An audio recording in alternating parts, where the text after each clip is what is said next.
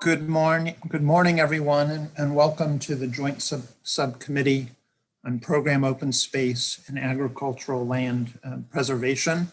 This is our annual 2021 meeting, and welcome to everyone here. This morning, we'll be hearing from 3 different agencies on a range of open space issues and land preservation issues. We'll hear from Department of Agriculture, Department of Natural Resources, the Department of Planning, and we're going to review land preservation goals, local parks and playground funding, land preservation and recreation plans, transferring and swapping state lands, and staffing in our beautiful state parks. Before we kick it off, Senator Young, would you like to make any opening comments? Just to welcome everyone, and it looks like we have a full agenda. And as said, jump in or raise your hand. I'm having trouble seeing everybody. Okay. But as I said, staff's there to cover us if we don't see it. Right. We can all pitch in to figure out if someone is having a question that needs to be recognized. All right. Thank you all for being here. Let's start with the land preservation goal update. I believe that's the Department of Planning, Michelle Cable, is that right? Yeah, it's Jason Dubell. I'm going to go first, and then Michelle's going to jump in afterwards. Okay, Jason, you're the manager of resource conservation and management. Yes, that's correct. Yeah, at the Maryland Department of Planning. Yeah, and yeah, thank you, Chair, for the opportunity to present today on the status of the land preservation goal, providing an update on the most recent updated goal. The official land preservation goal in Maryland is 1,030,000 acres. The goal was initially created by Senate Joint Resolution 10 and House Joint Resolution 22 in 2002. It tripled the acreage of productive agricultural land up to that point by preserved basically by the Maryland Agricultural Land Preservation Foundation, MALF, that is Rural Legacy, the Greenprint Program, and County Purchase of Development Rights, Transfer of Development Rights programs, PDR, TDR programs. Originally, those 4 programs were to achieve the goal of acreage preservation goal by 2022. And as you know, House Bill 860, signed into law by Governor Hogan earlier this year in 2021, it extended the deadline for reaching the preservation goal from 2022 to 2030, and it added 2 more easement programs to the effort. The Next Generation Farmland Acquisition Program, run by the Maryland Agricultural and Resource-Based Industry Development Corporation, or MORBIDCO, and easements managed by the Maryland Environmental Trust, MET. We gather this data, all the different departments who run these programs, and the current data indicates that as of November 9th of this year, the 6 programs have preserved 853,527 acres, or 82.9% of that goal. And we've listed in a table the contribution of each program towards the acreage total, and the public costs for each program are listed as well. So for county purchase of development rights programs, that's 132,492 acres at a cost of roughly $813 million to date. Local transfer development rights programs, which rely on the private market and don't cost the public any dollars, have acquired 98,072 acres. MALF, which has the largest contribution towards the goal, 340,252 acres at a cost of roughly $840 million. Rural Legacy, 112 1,596 acres at a cost of roughly $356 million. The Green Print program, which has been inactive for roughly 15 years, had reached a goal of 29,089 acres at a cost of roughly $37 million. Maryland Environmental Trust, which again doesn't cost the public dollars because of donated easements, has reached 138,800 acres to date. The current total that the MARBIDCO program, the Next Generation Farmland Acquisition Program, currently has in its pocket is about 2,237 acres, with a cost of $6,091,000. So that's the total that I mentioned, and that's been roughly at a cost of $2,051 million over the cumulative total for all those 6 programs. What's left to reach the goal is about 176,000 acres over the next 9 years, or about 19,600 acres annually. In the past 5 fiscal years, about 66,390 acres have been preserved by these 6 programs, roughly about 13,000 acres per year. We have a pie chart that shows the contribution of each program. As you see, the MALF program does contribute the most, and secondly, we have county PDR, TDR programs. Then, of course, we have the MET programs and rural legacy programs. So thank you. I think, Michelle, you'll be adding the next part. Yes, thanks, Jason. So I'm Michelle Cable. I'm the Executive Director with the Maryland Agricultural Land Preservation Foundation, a mouthful we all called MALF.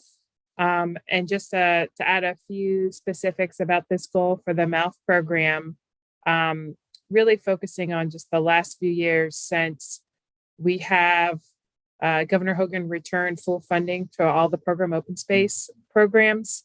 As you can see, MALF has increased our rate of land acquisition over the last 3 fiscal years to the end of fiscal year 21, acquiring 10,533 acres in a single year.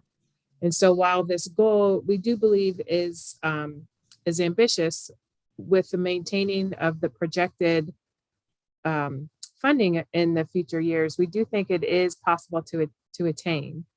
Specifically that example, if MALF alone is able to continue on average, potentially what we did last year at over 10,000 acres in a single year, with the information that Jason did with the goal over the last 5 years, if we was 13,278, if we need closer to 19,000 acres annually with this increased rate of funding, MALF can pick up almost half of that if this funding level stays at this higher rate. So while it is a very ambitious goal, we do think it is possible to achieve with this rate of funding that has been awarded over these last several years.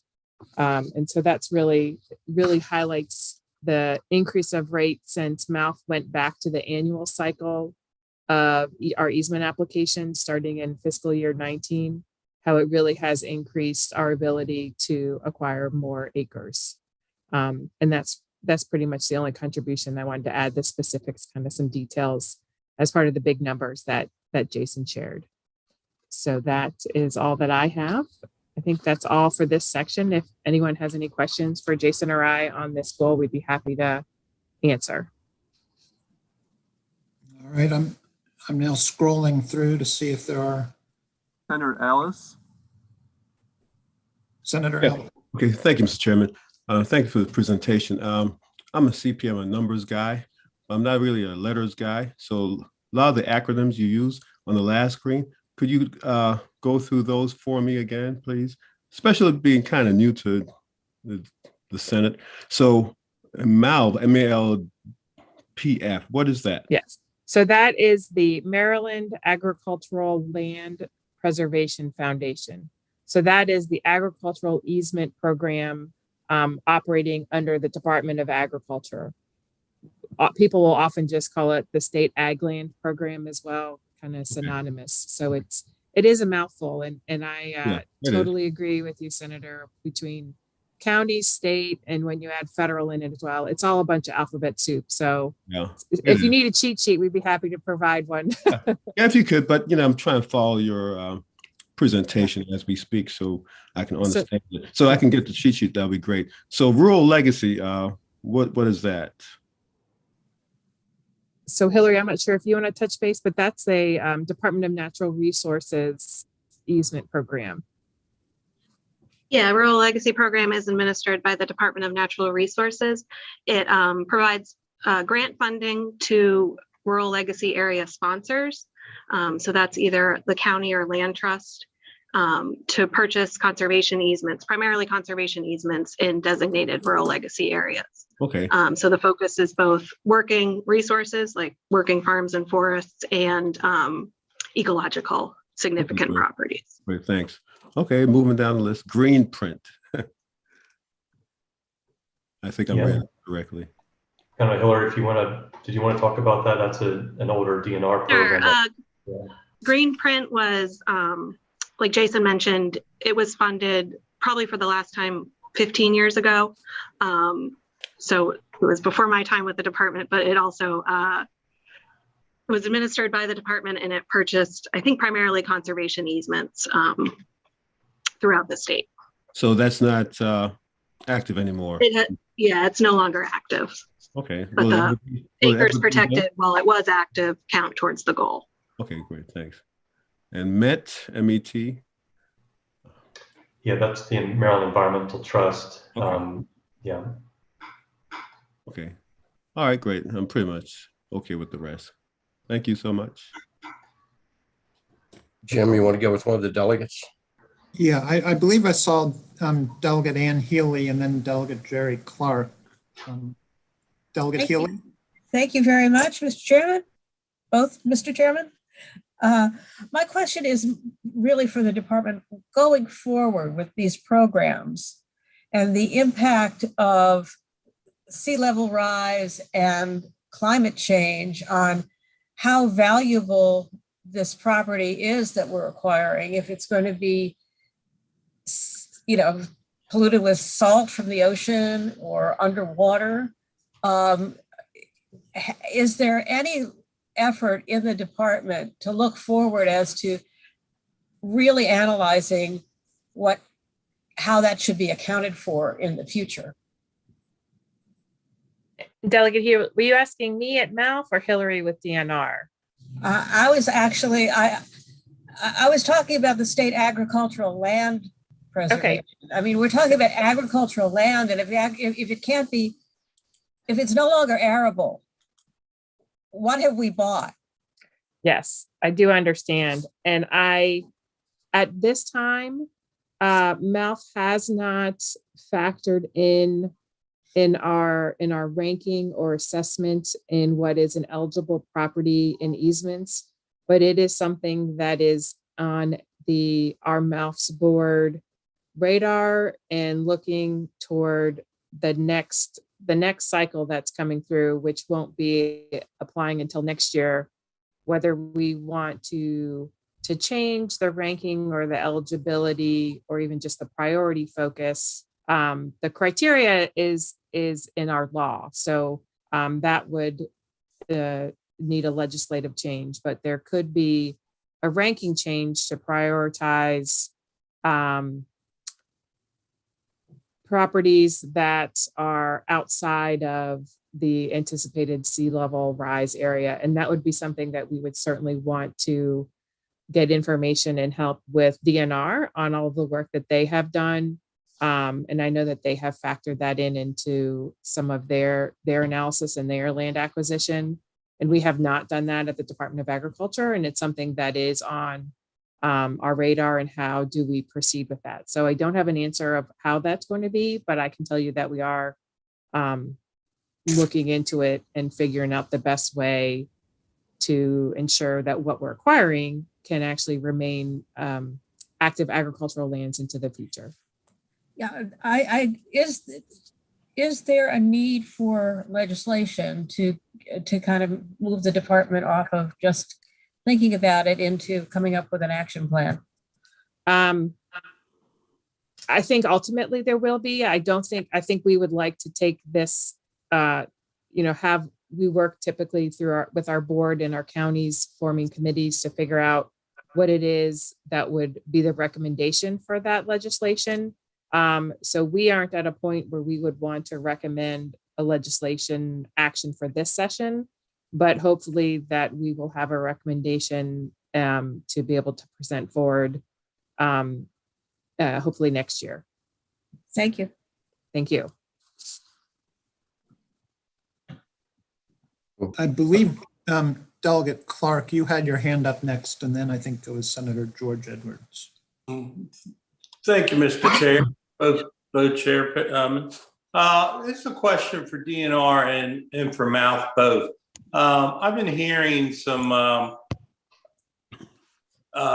information in Calvert County where they're considering setting up what they call a TDR bank, where they would put money in and buy TDRs and hold them at the county level and create the market using the county money as opposed to waiting for developers and folks like that to purchase them from the farmers. Because as you know, especially locally, until the TDRs are actually sold off of the preserved property, the ag property, it's really not preserved until they certify and sell some of the TDRs off of it. Have any of y'all heard anything about that? Or is there any other counties that you know of that do something like that?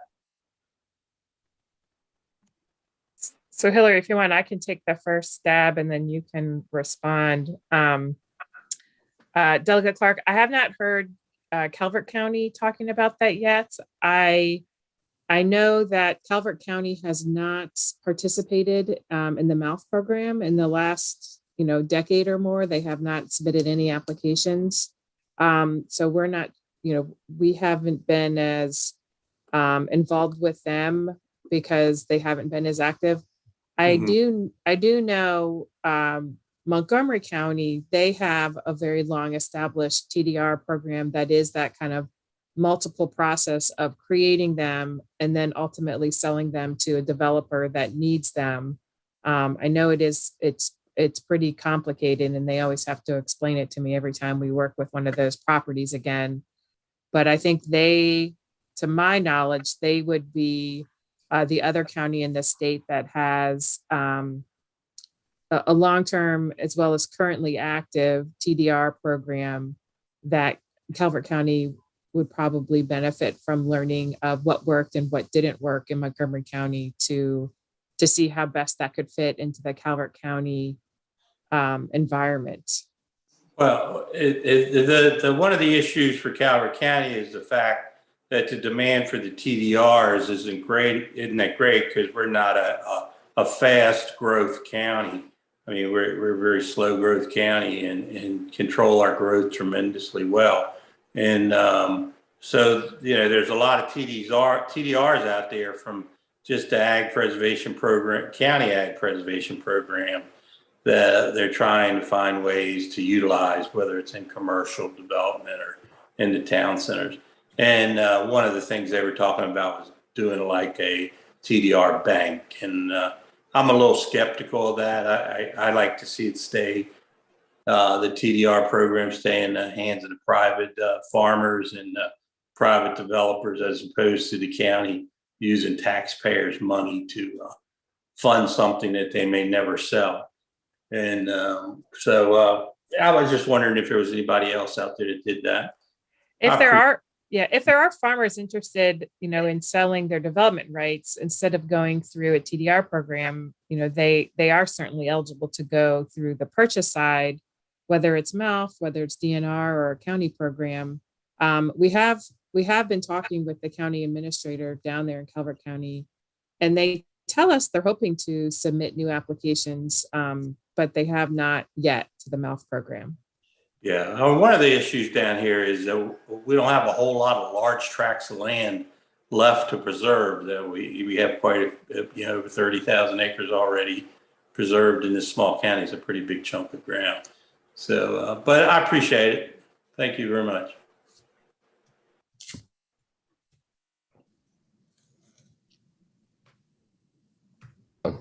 Senator Edwards, George. Thank you, Mr. Chairman. So this piece we're looking at here is for the ag land preservation goal. Is that correct? Yes, Yes, that's sir. correct. Not all preservation of land, just ag related. Yeah, this is just those few programs that are covered by the resolution by the legislature. See, they just don't deal with agriculture. Rural Legacy doesn't just deal with agriculture. I think it deals with other pieces too. Is that correct? Yes. So I have a question, I guess maybe for Andrew. Andrew, you know, we have this State Park Commission, which we're meeting today, and they're talking about goals. Don't we have another goal that we passed some time back to preserve so many total acres in the state, which would include state forests, state parks, and all that other property the state owns? There are a number of goals that are out there. Certainly with the Chesapeake Bay Watershed Agreement, there are goals attached. And then there's also goals that are being proposed by the State Park Investment Commission in terms of 30% conservation by 2030 goal. That's also out there as well. That would be a future goal that would need to be passed. It's under consideration. There's certainly targeted ecological areas through program open space. There are goals to acquire land for that purpose as well. So there are a number of goals out there in addition to the agricultural land piece. You're correct. You kind of broke up there, but I think I got the gist of it. And the reason I asked, because that's going to come up this afternoon, as you know, in the other Zoom that we're going to have. And, you know, I think we need to consolidate this into one number, regardless of how it's preserved, to say we want to preserve 30% or whatever percent and include it all, but I'll bring that up later. But I just throw that out for your thought process, looking to this afternoon as we discuss that issue. That's certainly an option that would be before the General Assembly to have, say, one broad overarching plan overall with many sub goals, perhaps. Different types of goals, of course, in terms of, say, access, recreation access for the Chesapeake Bay and other areas versus an agricultural land preservation goal for the purposes of agricultural land work to continue farming on those lands. So there are slightly different perspectives, but perhaps that's something that could be considered, sure. George, I don't recall what the number is, but a total goal was set years ago. Does anyone have that? You're right, it was. Total goal for land preservation in Maryland? Yes. Right? Yes. I would defer to perhaps if the agencies are familiar with that goal. Is someone from planning here? They Yes, should have. Senator Young, is Jason Nuba from planning. I'm not familiar with any other statewide land preservation goal aside from this one, or the one that is in the Chesapeake Bay Agreement that Andrew mentioned, which actually is seeking an additional amount of land to preserve watershed wide. You don't have the number for the statewide goal? Well, we talked about you mean different than the agricultural goal? Statewide land preservation goal. All the programs combined. There has been a goal for years. I know when I was at planning, we had it. Senator, I think that's something we definitely need to get back to you about. Thank you for asking. Okay. Delegate Healy? Thank you very much. Just a follow-up to this discussion we're having about, and as you know, we've been studying forest preservation as well. And we're going to be getting a report back soon, but I wondered how that fits into the land preservation issue. I mean, because these are acres of forest land that are also being preserved. How is that accounted for? So for the agricultural land preservations, we consider, forestry operations, forested lands are eligible, and we have, large properties, large swaths of area that are forested.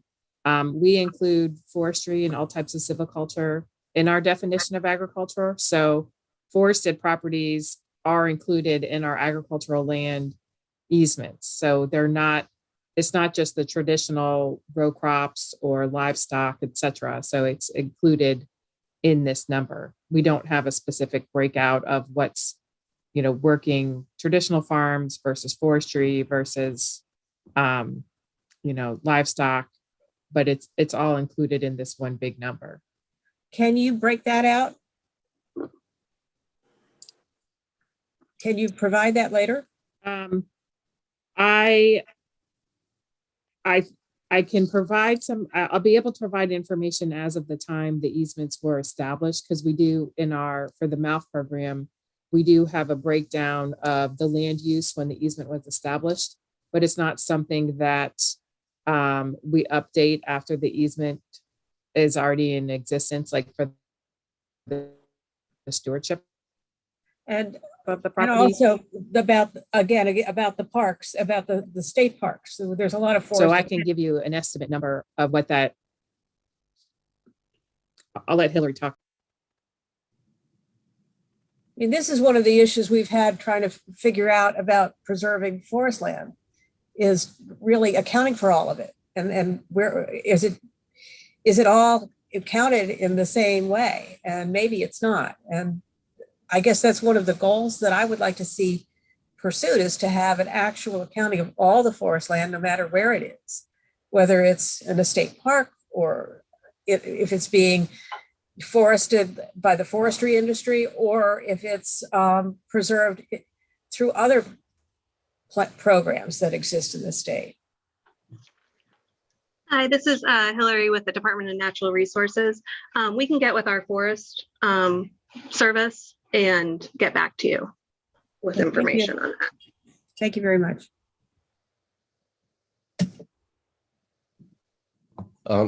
If nobody else has any questions, I want to jump in with one.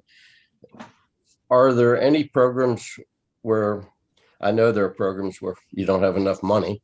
Are there any programs where you've got money, but we're having difficulty getting land that fits that program?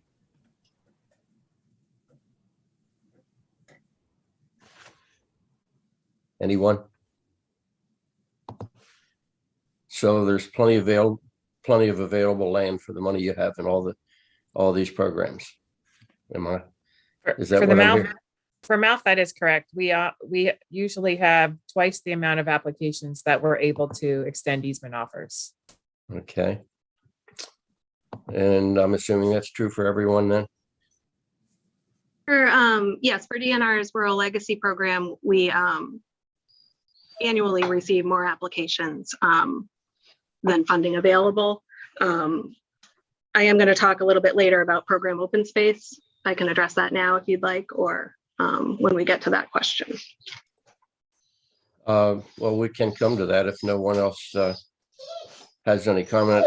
I guess the other side, are we being able to get the land at going rate prices, or are we paying more, or how is our money going in terms of acquiring land, in terms of the value? So for program open space, we are required to get 2 independent appraisals, and we do not pay above the highest appraised value. And then for rural legacy and it's based on an easement valuation system, which is tied to appraised value. And then based on the characteristics of the easement, the value is determined, but it's less than the appraised value. Mouth, I believe, has a slightly different thing, so I'll pass it over to Michelle.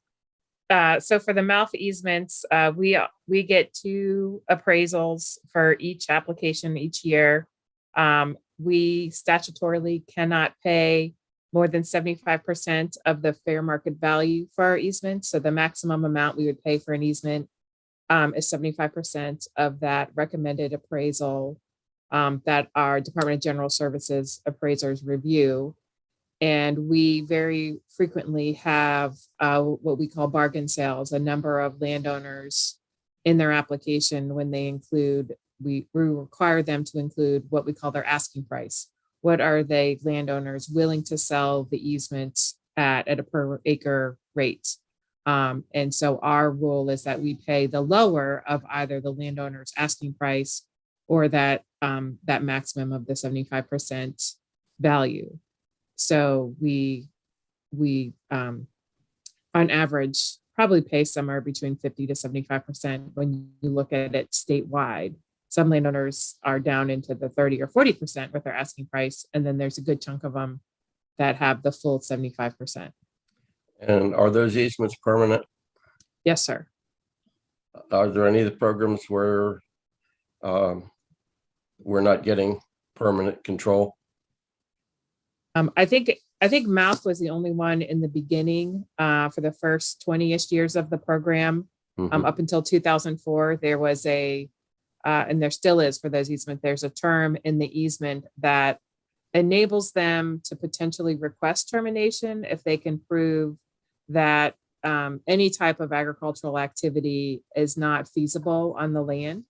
The easements were always intended to be permanent, and it's a very high bar to try to prove that feasibility, including, the state hires agricultural economic specialists going through a whole process.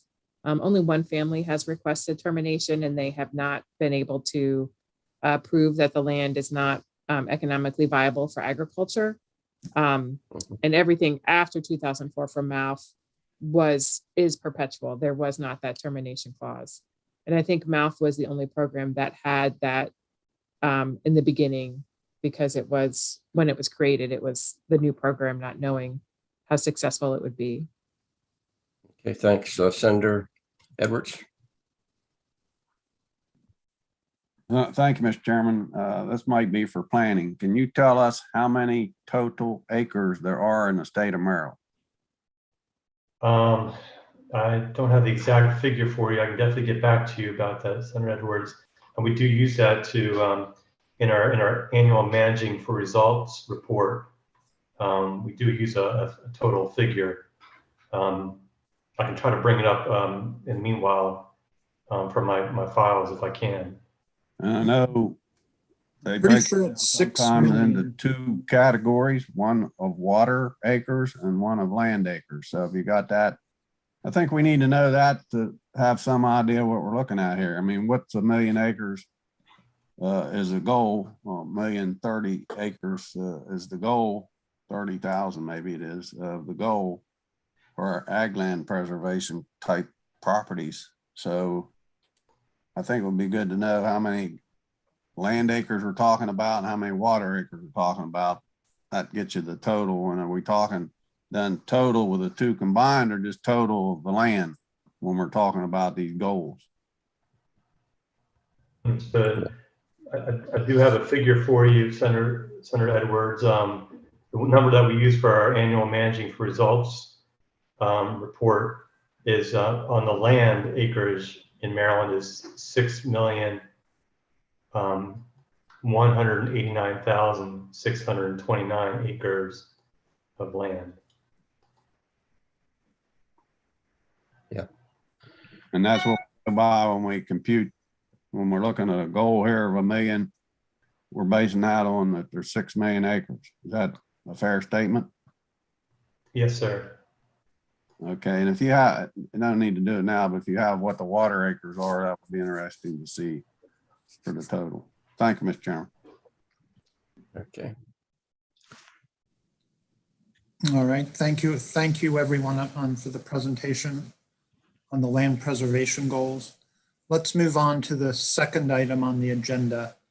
There's a new local parks and playground infrastructure program. And I believe Hillary Bell and Secretary Hager from Department of Natural Resources will present on this. The fiscal 2022 capital budget included 85 million in general obligation bonds for the local parks and playgrounds infrastructure projects. The 85 million was allocated to each county and Baltimore City by the General Assembly in budget bill language. You have the allocations in the written response, and each jurisdiction received a minimum of $1 million. So based on information we've received from the counties, they plan to use the funding for approximately 150 park and playground projects. These projects include things like playgrounds, fields, courts, park pavilions, trails, park amenities, improvements, and upgrades. To date, the Board of Public Works has approved 39 projects totaling approximately 20 million in local parks and playgrounds infrastructure funds. For the 2 Board of Public Works meetings that are scheduled in December, the department anticipates presenting 14 projects totaling $13 million for approval. And then additional projects will be presented to the Board of Public Works as we receive them from the local jurisdictions. So I can answer any questions on the new funding. Delegate Healy? Yeah, I just wanted to ask if you have any breakout on municipalities as well. Not with me, but I can get that based on the information we've received to date. The budget language provided the funds to the counties, and many counties are sharing with municipalities for projects in municipalities. It just varies by county, but I can get back to you on that. Thank you.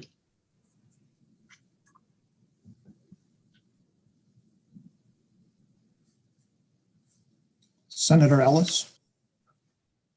Thank you, Chairman Gilchrist. Quick question, hopefully it's quick.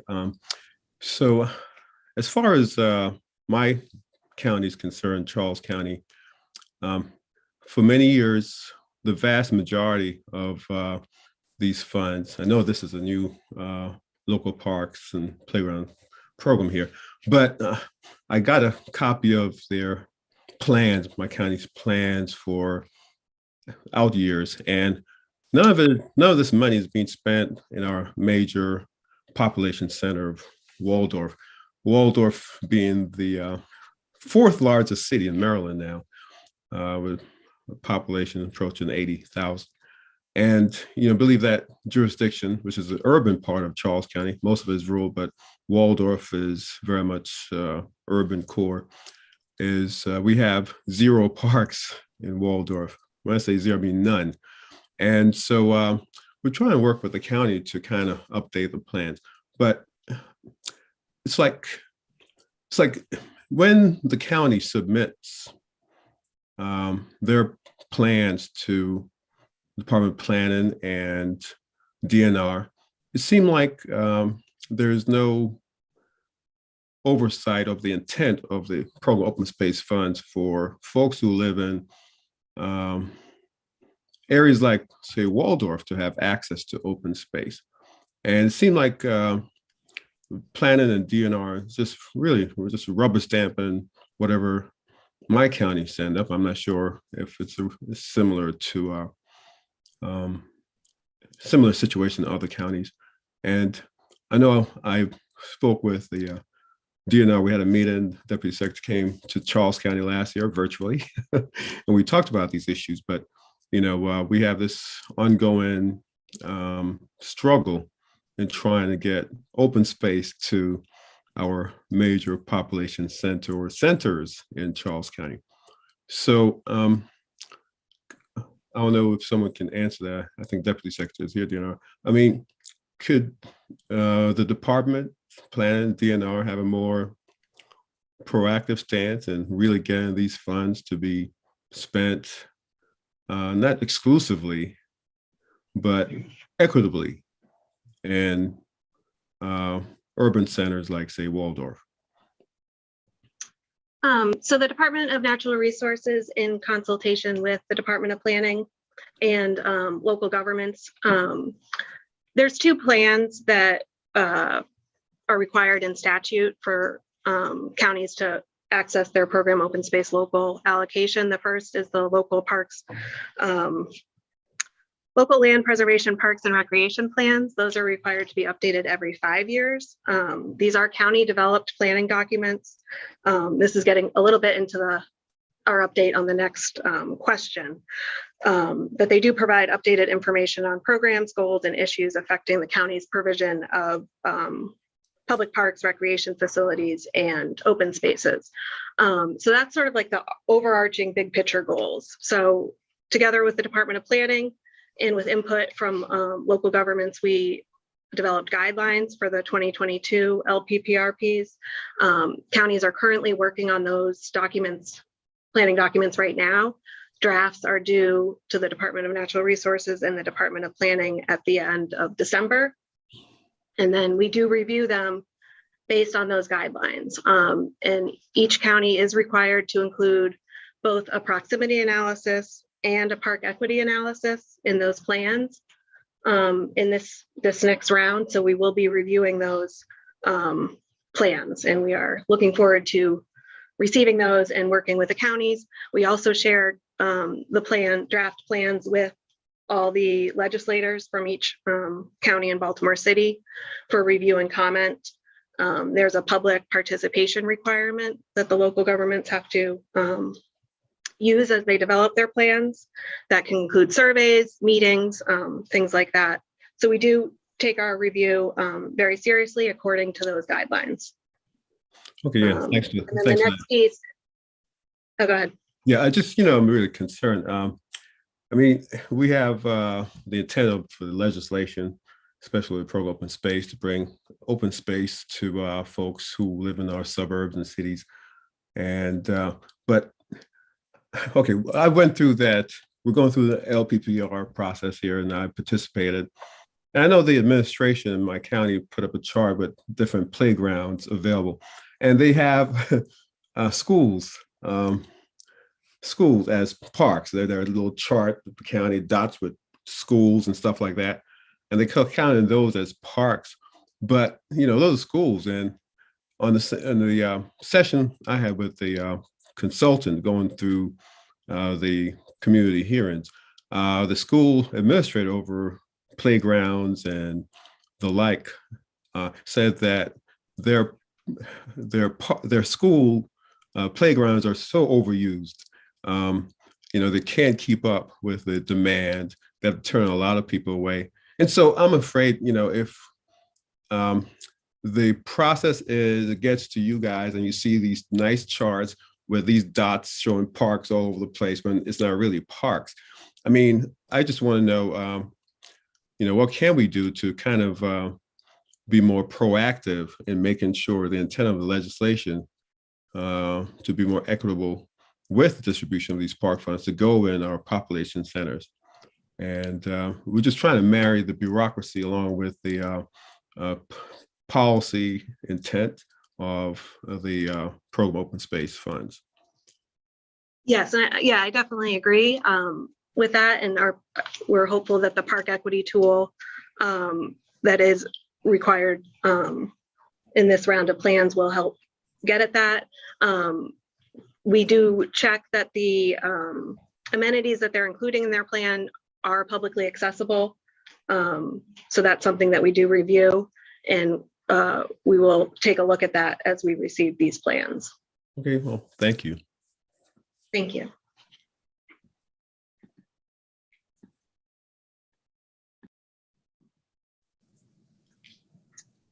All right. So do I see a hand?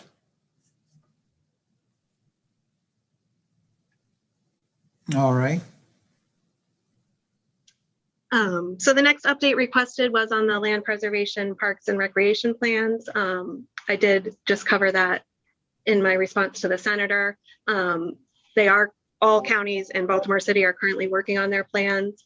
We anticipate receiving drafts at the end of December, and then we work in partnership with the Department of Planning, other units within our department, and the counties to review those plans.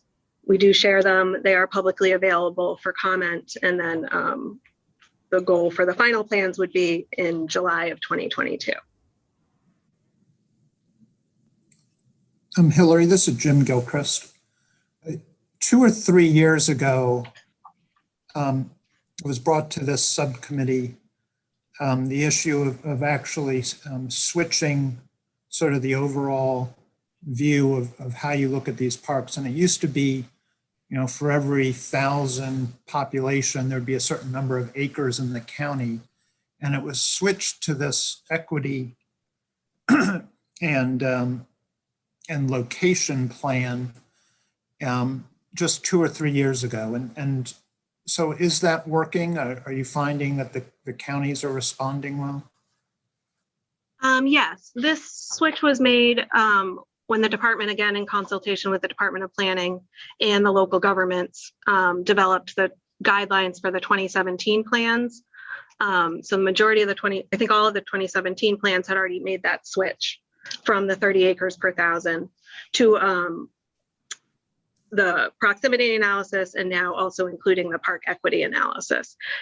Because what we found before is just if you had hit that 30 acres per thousand goal, that didn't necessarily mean that the land, the publicly available park and open space, was in the areas where the population lived, worked, things like that. So looking at a proximity analysis and also a park equity analysis really looks at where your population is, what resources they need, and what amenities are available to them. So, you know, counties have identified, you know, certain areas that need a new regional park or pocket parks and things like that. And we expect that effort to continue with the 2022 plans.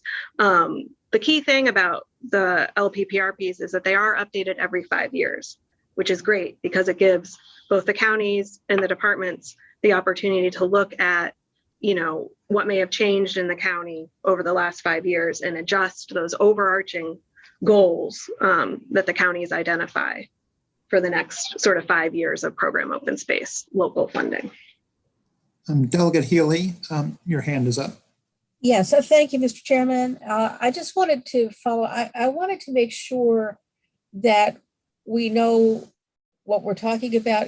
When you refer to local governments, are you only referring to counties? Because municipalities are local governments. Yes, the program open space local funding and also the local parks and playgrounds infrastructure funding per the budget bill and statute goes to county governments. So the requirement for the LPPRP is you know, assigned to the counties, but they do also incorporate municipal data in those plans and also in their annual program.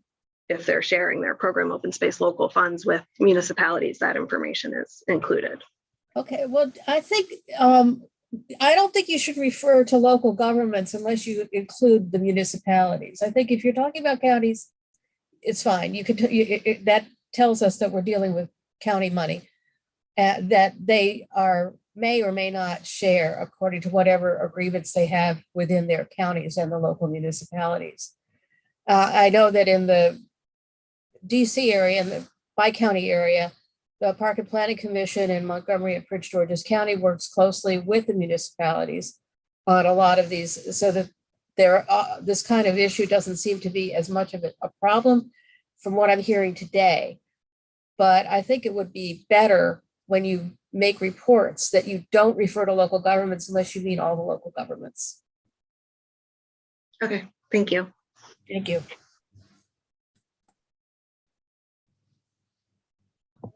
All right, I'm looking to see if there's any other questions on this issue. We'll move ahead to the next.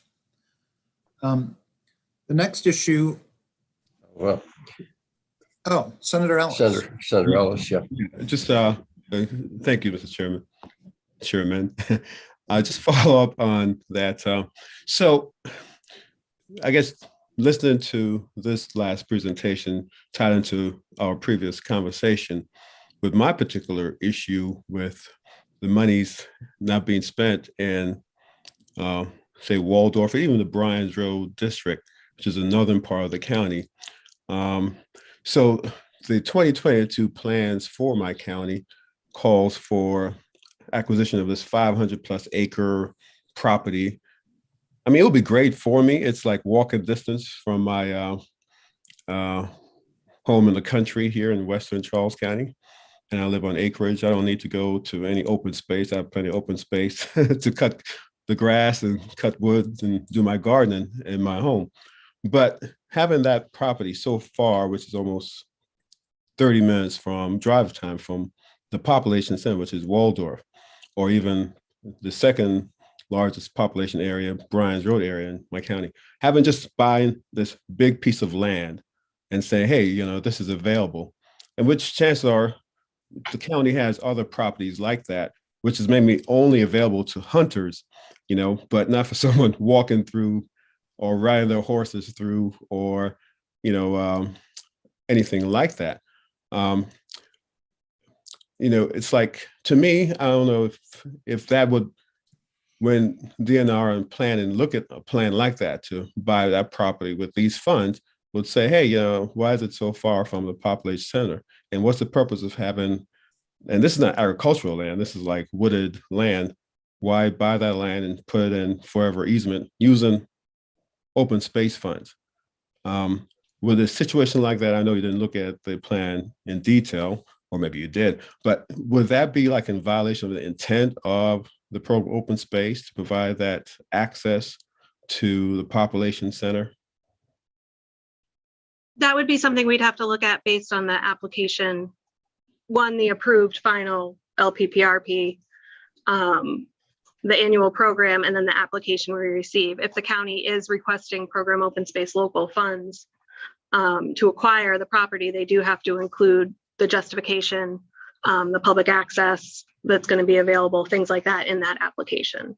So we would have to review that when we receive it. Yeah, and with that, I know there is no public access because, I mean, to walk or ride a bicycle from the population center of Waldorf or Bryan's Road, it'll be maybe 4 hours to get to that property, you know. So look at kids who use playgrounds, who need playgrounds to get away from that concrete and stuff like that in urban areas or the street or whatever, you know. It's just totally not accessible. And I don't know why over the years they've gotten away with this. We were just buying up these properties and just having them sitting there owned by the government, the county, using state money that's in for park, and areas, like I say, urban centers like Waldorf, where the population is, they have zero park. I mean, New York City, of all places, they have like Central Park, right? The developers way back when took out a huge chunk of land, all that green space in the center of a major city. You know, they did that.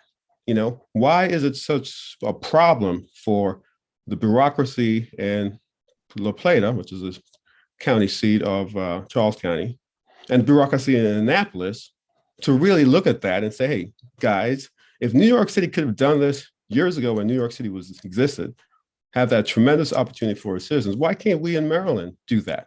Why am I even talking about this in 2021, where all these monies since 1969 is being used, you know, for not providing access to people who vote for us, who pay our salary? Why are we still having these conversations now with no parks in Waldorf, which is the fourth largest city in Maryland? You know, why do we even say that? You know, we as a government, do we value our citizens to really look at these issues and say, hey, county, local government, you are wrong in how you're just buying up land and using these funds? So that's my serious concern with. I have this serious concern over the last few years with county government and with DNR, who brought you guys in on this discussion. And so, I mean, I'm not getting the answers because I'm not seeing the plans change. And so I'm just really concerned about this. And, you know, I just wanted to really address, and I'll basically, we'll talk to my colleagues how maybe we can address some of this legislatively going forward. But I just don't want anyone to say that I never brought this up. and no one ever know that this issue exists, because I've been speaking on it for a couple of years now. I'm going to jump in there for a minute because Delegate Healy and Senator Ellis both brought up good points. I was mayor of Frederick for 16 years, and I can tell you what a battle it is to get cities mentioned and considered in a lot of issues, not just this one. And the park issue, I can tell you when I first became mayor, we have 70 some parks in Frederick City, almost all acquired by the city over the years, and there was nothing in the county, very, very little, until Program Open Space was created. And then the money was all directed to the counties, and then the towns or cities get what the county decides they can have. And I've seen programs shift out of the cities, and big ones developed in the counties, nice facilities and whatever. But we have shifted an awful lot away from where the people are to outside and put people in cars to get to them. But I bring that up, Senator Ellis. I've been fighting what you're talking about for 30 years, actually 40, going back to my time as mayor. And the legislature really is responsible for a lot of this in the way we created the programs. We neglected the towns and cities and left. It's always been easy for the state to deal with 23, 24 counties, counting Baltimore City, as opposed to 160 municipalities. So that's what they've done. And the best way to correct this, if we would have the votes, is a legislative change, because that's how it was created. And I say we, the legislature, going back and still to today, are responsible for a lot of what happened. Amen. I do just want to note a complementary program to Program Open Space Local is the Community Parks and Playgrounds program, and that is available just to municipalities. And that's a competitive grant program. The governor's budget included $5 million for that program in fiscal 2022. And that's been helpful, but it's a long way from what should happen. But actually, I know you're doing in your programs what we created in the legislature. I wasn't there then. I don't know that any of us were there then, but that's where it was created. And unless we change it, that's how it's going to probably keep going.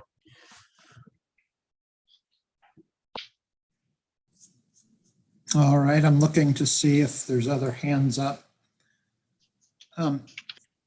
Hillary, you just named the municipal program. Could you just repeat the name of that program, please? Yes, it's the Community Parks and Playgrounds program. And how long has that been in existence? I believe since 2002 off the top of my head, and I believe a legislative change was made in the mid to late, say maybe 2006 or 7, to change it to exclusively municipalities. Thank you. Don't quote me on those exact years, but we're going to quote you. All right, thank you. We'll move on to the next item on the agenda, which is the issue of selling and transferring or swapping state land for federal land. I'm sure it's a very complicated procedure, and we're very interested in this topic.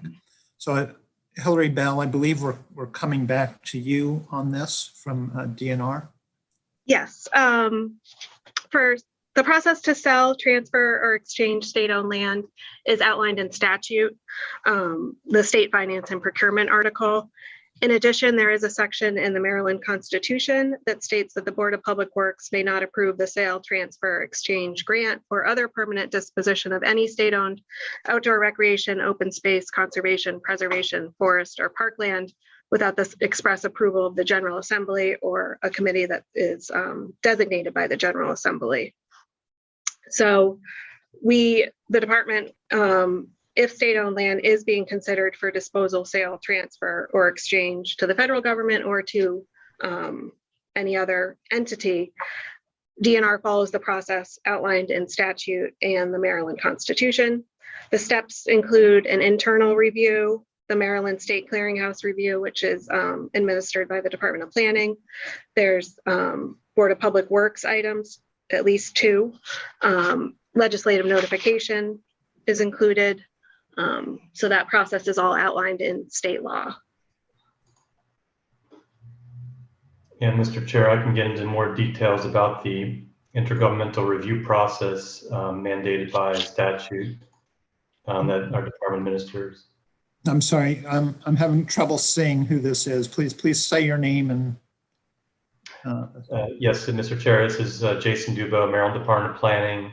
I'm just going to read from our testimony. So, our department administers the intergovernmental review process for any declared property as excess to a state agency.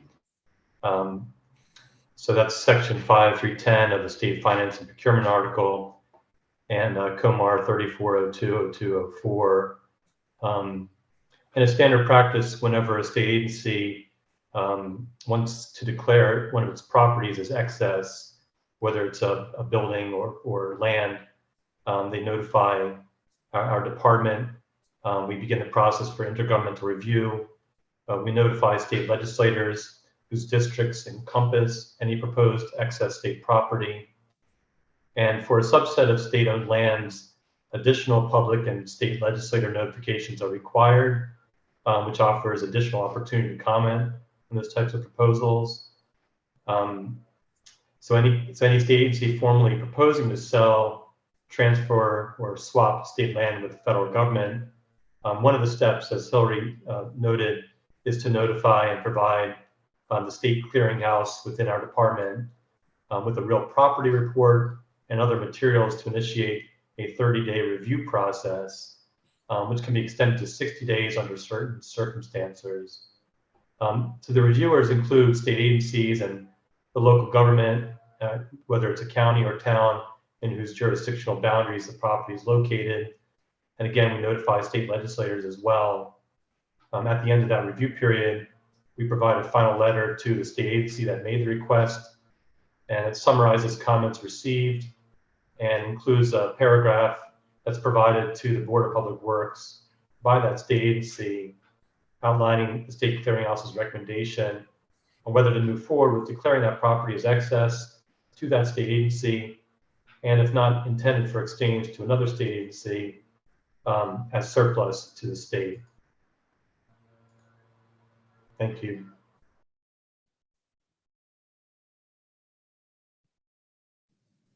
I'm going to jump in there for a second too. Just a couple of years ago, and I was never contacted, nor were any members of my delegation that I'm aware of, nor were the ones in Washington County that I'm aware of. But the governor was negotiating a swap for a huge park, a combination of parks in Washington County that border Frederick County. They're like halfway between Frederick and Hagerstown, for a parcel in Prince George's County to build a new Washington Redskins stadium, and found out about it well along the process without ever being notified. So again, that's the type of thing that we need to take a look at in state law. And Dahlia Healy, you did put that bill in, which I crossed out. But even going farther, it's, with all the efforts we're making to preserve land and whatever, to think that we can make trades and give away large portions of land that would take us backwards is just wrong. Delegate Healy. Thank you. I remember that legislation very well, and I think that you cross-filed with me, and I believe it passed. And it was quite a fight to get it because it does in some way limit the governor's power to do this at will. But we really would probably need a constitutional amendment to beef up the legislative role even further, because I think we've gone as far as we can through legislation and having us reviewed and having them come to the legislature before they go forward. And at least we get a chance to shine a bright light on it. That was that particular year, I remember well, because it was not only the land you're talking about and the swap you're talking about, but there was talk about either giving away or swapping or selling for a minimal amount of money the Baltimore-Washington Parkway, and or acquiring it so that the state would be able to dispose of it as they wanted. And the acquisition would have been acquiring all the maintenance on that facility. The Baltimore-Washington Parkway, as you probably know, is heavily traveled and needs constant maintenance, and was allowed to deteriorate for a number of years by the federal government that was supposed to maintain it. So I agree with you 100%, but it's a heavy lift to get beyond, I think, the authorities that we have put in place now. Thank you. Well, thank you. That was a good bill, and I was pleased to cross-file it for you. I'm glad you took the lead on that. Thank you. All right, I'm looking to see if there's further discussion on this point. All right, seeing none, we'll move on to what's the last item on our agenda. And this is staffing in state parks. You know, I know I was at a state park earlier this year, and I was looking for a boat to rent, and they didn't have staffing there that day. So I am very interested in this as well. Hillary, are we coming back to you on this from DNR? Yes, you are. Okay. Thank you.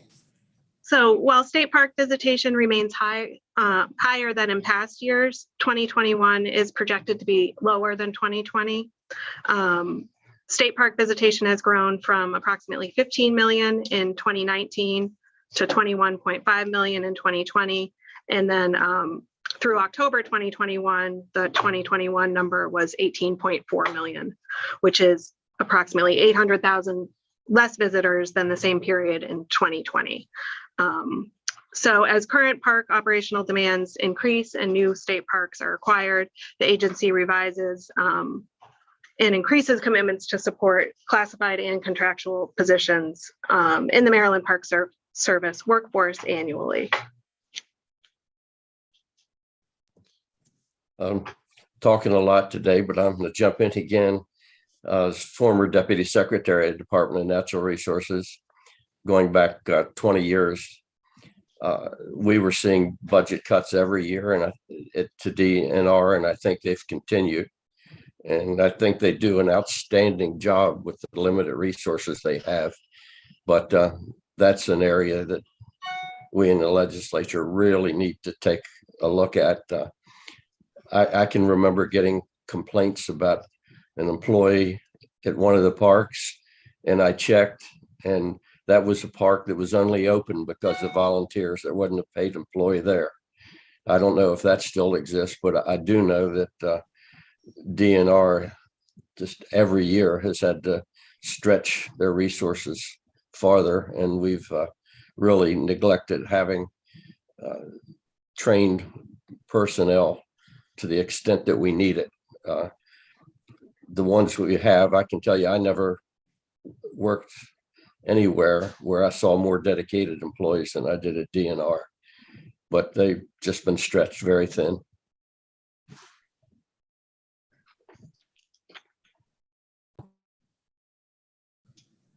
Delegate Clark has a question. Yes, speaking about the understaffing at state parks, I was just wondering if DNR might be able to discuss this a little bit. is the understaffing that we're seeing now, I mean, I know it's always been there, but is it been worse now with the pandemic and the actually the employment problems that we're having with filling jobs in the state? I mean, everywhere you go, you see signs where we're understaffed. Please be patient and work with us because we can't hire the folks. And if that's the case, has DNR looked at what they pay as a salary for these folks that work in the parks and to see if it's competitive with what they need to be able to put people in there to do these jobs?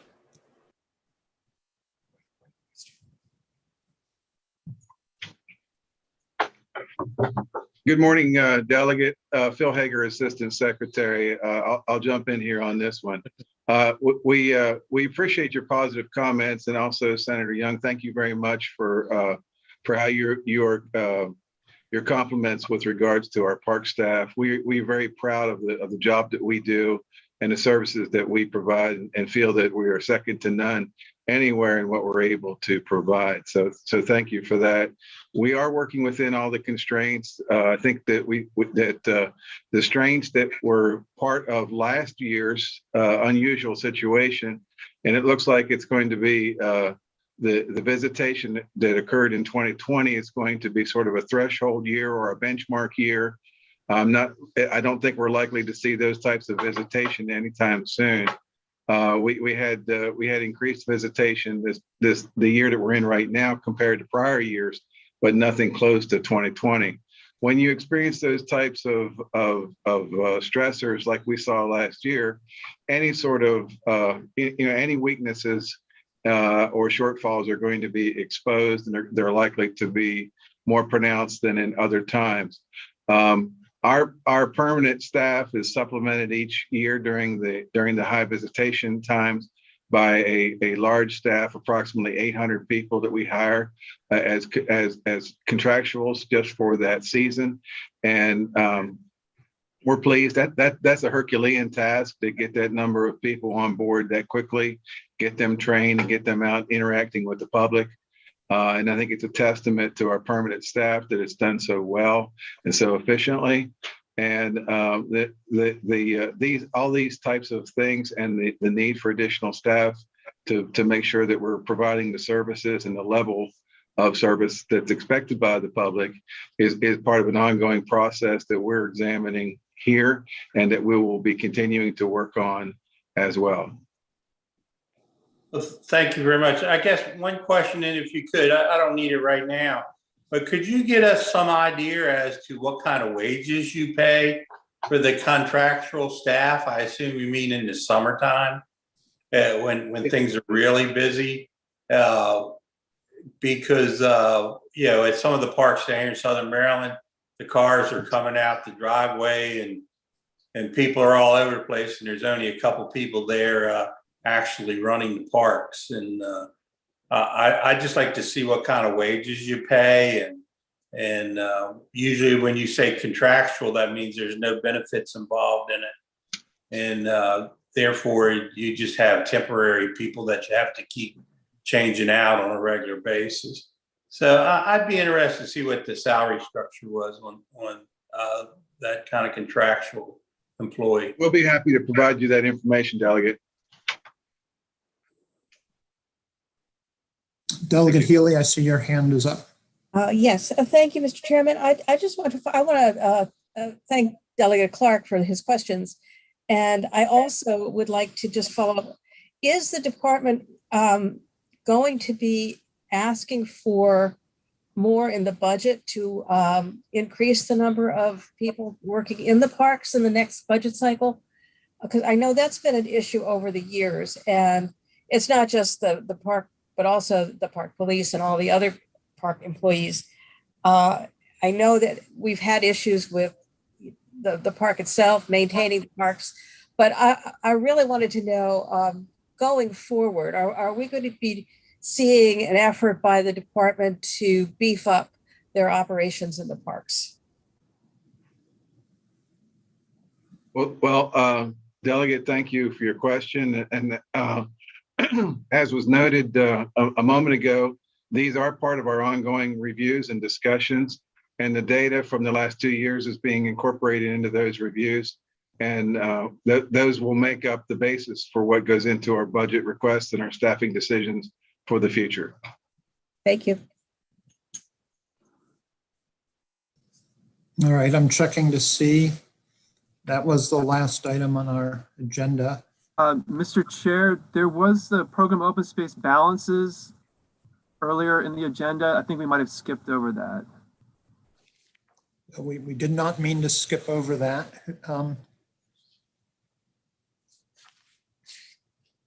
Yeah, I can provide an update on the program open space balances.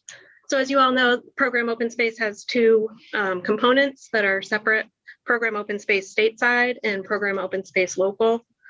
For program open space stateside, DNR continues working to identify opportunities for new POS stateside acquisitions.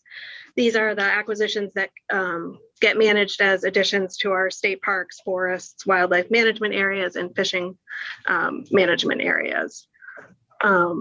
We continue to pursue partnerships with both land trusts and county and municipal governments on acquisition projects when appropriate.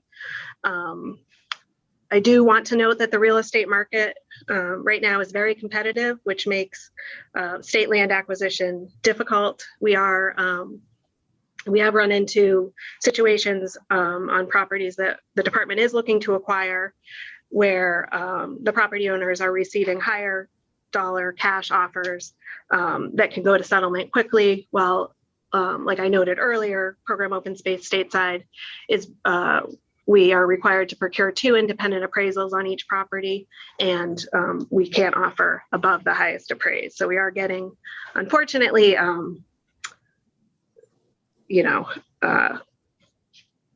we are losing some properties because of just the nature of the real estate market right now. But we do have over 80 projects in our project pipeline that are in various stages of the acquisition project process. Those 80 projects, if we are successful in completing the due diligence and negotiations and Board of Public Works approval, would protect over 12,000 acres if acquired, and enhance public access at over 22 project sites. And the cost estimates for the projects that we have appraised to date is over 34 million. We have 32 projects that are still either in our stewardship review process or in appraisals. So we don't have an appraised value yet for those, but based on our average per acre cost, that could account for another $40 million worth of projects. So on the program open space local side, as we discussed earlier, program open space local funds are allocated annually to every county in Baltimore City. The county governments determine the projects funded with their allocation and the amount of funds that are encumbered each year. And encumbered is when the Board of Public Works approves the grant funding for a specific project, is entirely based on the applications we receive from both county and municipal governments. So DNR continues to request that all counties submit their program open space local applications to encumber funds in the year in which they are appropriated, and to then to close out projects in a timely manner so that we may reimburse them and expend the money. In fiscal 2021, the Board of Public Works approved over $65 million in program open space local funds. We estimate approximately 50 million will be encumbered in fiscal 2022 and 23. But again, that is dependent on those applications that the department receives. To date, we've presented $8.2 million in program open space local funds to the Board of Public Works for approval, and we have an additional $3 million planned for the December Board of Public Works. And I do just want to note that the program open space local balance varies greatly by counties. Some counties spend all of their allocation in the fiscal year in which it's appropriated, and some do not. So that is just something to note going forward.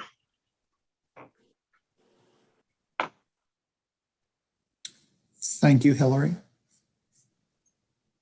All right, I'm checking to see if there's hands raised. let me at this point just, Senator Senator Ellis. Ellis. Yeah, thank you, Mr. Chairman. And so going through your slides, I'm just trying to put the numbers together in my brain. So I think you talked about the encumbered funds and the like. So this balance I'm looking at here is $111 million. Is that the total amount that's available in the open space account? That Yes, that's the program open space local balance. And then that is broken down by county. And according to your slide, is it 60% of that is for Prince George's, Montgomery, and Baltimore County? Correct. Oh, allocate those counties, okay. So is the issue with those counties, they're not putting the plans in, the requests in a timely manner to use those funds, or is there another issue going on with those counties? Well, it is important to note that those counties do receive some of the larger POS local allocations by county, because each county receives an allocation annually.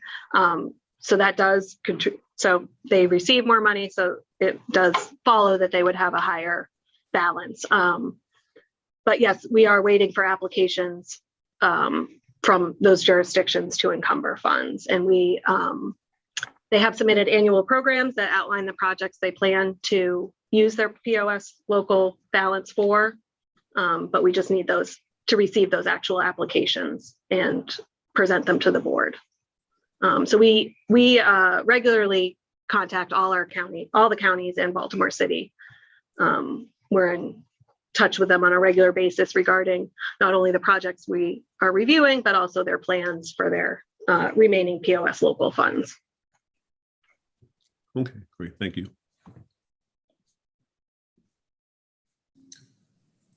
All right. Let me at this point just make a couple of comments. First of all, I want to thank our staff from Legislative Services for all the work they do to keep us on point. And Andrew Gray from Legislative Services, Amberly Holcomb from Legislative Services. We all appreciate the work you do to keep us on point and to keep track of the many issues that we cover here. So thank you both. And I want to thank all the legislators on today and the presenters from the Department of Agriculture, the Department of Natural Resources, and the Department of Planning. We appreciate you taking the time to talk to us about these issues. Senator Young, would you like to make any closing comments? Well, you just covered thanking everybody, and I would echo that. Couldn't do it without the staff that backs us, and glad to see the legislators that are here today. And Jim, I'd like to particularly thank you because you've more or less taken the lead on this over the years, and I think you've done a great job too. So thank you, and thank everybody. Thank you very much. All right, unless anybody else would like to chime in, I believe we've reached the end. Thank you all, and have a good rest of your interim. And I suppose we'll see a lot of people next week for special session.